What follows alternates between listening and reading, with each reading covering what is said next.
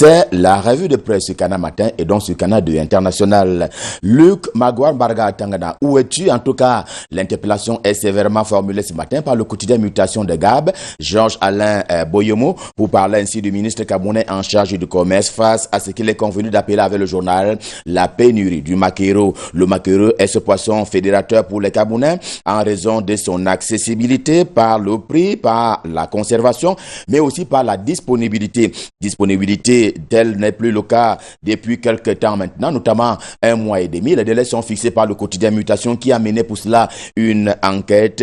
La conséquence est que les autres variétés de poissons au Cameroun coûtent désormais plus cher. Une crise sur le marché camerounais dont on n'avait vraiment pas besoin en l'état actuel des choses, ce qui en rajoute à la vie chère au Cameroun. C'est toujours un sujet à tout le moins délicat quand il faut parler de la consommation des Camerounais et ainsi de la vie chère. Le quotidien Mutation de Gab, Georges Alain Boyomo, a plutôt besoin ce matin de voir les choses changer à la tête de l'Assemblée nationale, mais également au Sénat, pour parler ainsi de la vie parlementaire au Cameroun, dont on sait que la session est ouverte depuis jeudi dernier. En scrutant un peu le contexte sociopolitique actuel du Cameroun, le journal se demande si le moment n'est pas venu, s'il n'est pas idoine, afin qu'un Camerounais anglophone rentre au perchoir aussi bien à l'Assemblée nationale qu'au Sénat, en tout cas au niveau des deux chambres du Parlement camerounais.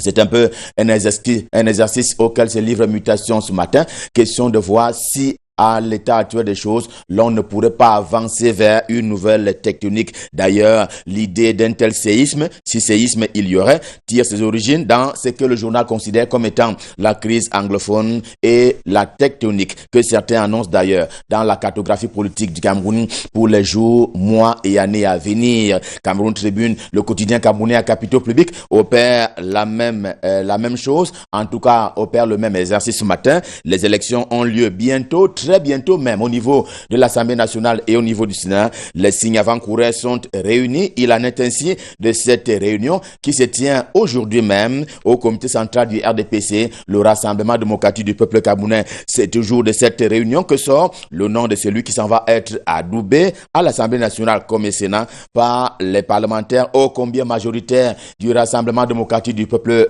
camerounais. En tout cas, voici une semaine que la session parlementaire court déjà et la désignation des membres des bureaux charrie un peu plus d'attention cette année que par le passé, semble donc dire Cameroun Tribune édition de ce jour. Défi actuel est en mode alternance et succession. Cette fois, c'est au sommet de l'État du Cameroun, l'État de Paul Biya, dont le fils aîné a été révélé par la presse nationale comme étant un éventuel joker pour la transition politique au sommet de l'État. On lui prête d'ailleurs depuis lors des qualités et des défauts, sa discrétion et son doigté pour la paix et l'unité tranchent d'ailleurs avec sa filiation qui ferait que le Cameroun soit un royaume dans lequel le fils succède au père. En tout cas, c'est une analyse que propose Défi Actuel ce matin. Le quotidien Émergence est en kiosque. Il avait dit en son temps, mais ce matin le journal sillonne les rues de Malabo, la capitale de la Guinée équatoriale. Il est question de redire tout le bien que ce pays voisin, pour parler de la Guinée équatoriale, pense de Paul Biya et de la spontanéité camerounaise face à l'épreuve de cette explosion survenue dans un camp militaire du côté de Bata, on va dire la capitale économique de ce pays, la Guinée équatoriale. Le Cameroun et Paul Biya sont intervenus en bons voisins au nom de la fraternité, de la solidarité et même du leadership, on va dire sous-régional. Sans détour, le journal de Nestor Ndiatou, également en kiosque ce matin, traite lui aussi de cette assistance humanitaire du Cameroun à l'adresse et au bénéfice de son voisin de Guinée équatoriale. Le journal parle d'une mission humanitaire, certes, mais aussi d'une mise en exergue de l'expertise camerounaise en matière de lutte contre les feux et les incendies. Info Matin, le journal de Dieudonné Mveng n'échappe pas à ce charme camerounais.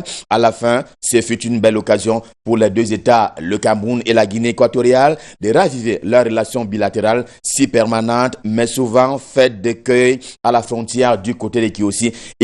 Mais aussi là-bas sont souvent renvoyés les Camerounais par leurs frères équato-guinéens. Rappelle encore avec douleur Info Matin dans sa livraison du jour, cela par peur de phagocytose, on va dire, pour une cause bien entendu et économique. L'économie quotidienne est en kiosque. Le journal parle également intégration sous-régionale, notamment en zone CEMAC, la communauté économique et monétaire des États de l'Afrique centrale, comparativement à l'Afrique de l'Ouest. Eh bien, le curseur reste bas à ce niveau-là à cause justement des égoïsmes étatiques dans la sous-région. La célébration le 16 mars dernier de la 12e journée de la CEMAC, la communauté économique et monétaire des États de l'Afrique centrale, a été donnée aux jeunes et femmes camerounais de se pencher sur le rôle qu'ils doivent donc jouer pour faire bouger les lignes en matière d'intégration sous-régionale. Le financier d'Afrique est en kiosque. Le journal va rester dans les relations diplomatiques lui aussi ce matin. Ici, c'est la bilatérale entre la France et le Cameroun, entre Paris et Yaoundé. Le CD2 est une des plateformes internationales qui ont d'ailleurs été matérialisées, mais celle-ci justement vient d'être évaluée en termes de projets qui avait été mis sur pied, qui avait été construit et qui devait prendre corps depuis notamment 2 ans maintenant. Sauf que l'année 2020 a été marquée, comme on le sait, par la pandémie, déjà classée comme étant pandémie du siècle, pour parler ainsi de la COVID-19. Résultat de course, la maladie est passée par là, soit un trou de près de 72 milliards, un peu plus de 72 milliards de francs CFA, qui a d'ailleurs été constaté par les deux parties, un trou qui repose sur l'année 2020. Et à l'occasion de cette évaluation, la partie française, ainsi représentée par son ambassadeur à Yaoundé, accrédité ainsi, eh bien, il a promis de combler le déficit et d'ailleurs, il fait confiance à la partie camerounaise en ses capacités de remboursement de la dette publique. La France, dont il est question au quotidien de Guardian Post, le quotidien camerounais d'expression anglaise au siège imposant à Yaoundé, est celle qui prône toujours le dialogue entre le gouvernement et les séparatistes dans le nord-ouest et le sud-ouest. Le ministre français de l'Europe et des Affaires étrangères l'a redit, selon s'en tient aux écrits du quotidien de Guardian Post. Cela participe à la fin des hostilités de ce côté-là, avec tout ce que l'on sait à propos de cette situation. Fin de récréation plus rude annoncée pour les fonctionnaires et autres agents publics camerounais. Joseph Lay va faire usage de la chicotte. Le ministre camerounais en charge de la fonction publique et de la réforme administrative l'a redit. Il a annoncé les couleurs à l'adresse des travailleurs camerounais, pour parler ainsi des agents publics et autres fonctionnaires, eh bien, dont certains sont sans foi ni loi et qui ont fait d'ailleurs de l'absentéisme un sport favori. Eh bien, le tocsin est ainsi sonné avec cette sortie du ministre de la fonction publique et de la réforme administrative. Il concerne aussi les personnels non assidus au travail. Eh bien, rien, mais alors rien ne sera plus comme avant. Tout cela sera sanctionné conformément à la réglementation et conformément à la norme légale en application au Cameroun. Impossible de consommer la presse camerounaise depuis pratiquement 2 ans maintenant sans évoquer le coronavirus.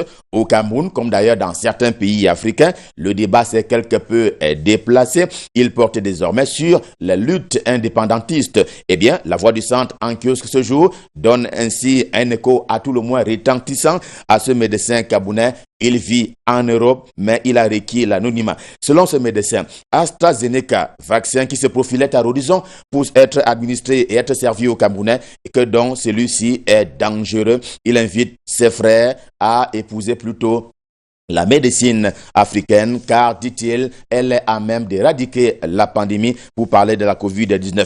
Autre phénomène qui détruit un peu la vie des Camerounais, la vie des jeunes en particulier, c'est le phénomène de la drogue, l'alcool et aussi désormais la pornographie en milieu scolaire. Le journal Anecdote est en kiosque, il en fait son affaire ce matin, surtout que le théâtre de ces cancers, ainsi nommé par le journal, c'est désormais hélas les campus scolaires. Des Kribi à Bafoussam et de Yaoundé à Douala en passant par Edea, ils sont nombreux ces cas qui ont été recensés ces temps derniers avec répétition. La réflexion, si elle n'est pas encore faite, s'impose pour sauver la morale publique, l'école et la vie tout court. Semble donc conclure l'anecdote édition de ce jour. Cela peut commencer d'ailleurs par une répression, mais une répression préventive, comme cela a été le cas au parquet de Kounou, ici même à Yaoundé très récemment encore, pour pratique de sexe après consommation de drogue. 7 élèves ont été priés d'aller rendre visite au procureur de la République, selon le quotidien bleu Le Jour du Jour. Le journal d'Arman Mana qui parle ainsi de cette visite à tout le moins curieuse au procureur de la République. Eh bien, la police, quant à elle, aura préalablement réalisé un grand coup de filet en les interpellant au quartier qui est ici même à Yaoundé. Les délinquants fonctionnaient en réseau, rappelle ainsi le quotidien bleu. Le journal étudiant tient également la même information. Heureusement qu'à côté, des jeunes s'illustrent en bien et c'est le cas de ce cyberjournaliste camerounais. J'ai nommé Jean-Yves Martial Tienche, dont le portrait est dressé ce matin par le journal L'Étudiant. Revue de presse Made in Cameroun, édition de ce jeudi Stop Fin. Évidemment que c'est le cœur enflammé de joie que nous vous avons servi. Dernier rendez-vous demain quand il sera 7 h et nous serons là dans la même disposition et même prédisposition. Question de vous servir. Nous repartons à cœur joie du côté des Douala pour retrouver Patricia Keyi et Thierry Carole. On leur repasse le pouvoir pour la suite et la fin de Canal Matin. C'est à vous Thierry Carole, c'est à vous Patricia Keyi, c'est à vous Douala. Merci Gisèle Carossono. Nous sommes de retour ici à Douala, 7 h passé de 12 minutes. Ah oui, et à l'instant, nous allons intéresser à une autre session très importante de ce programme. Eh bien, c'est l'instant réservé à nos annonceurs. Oui.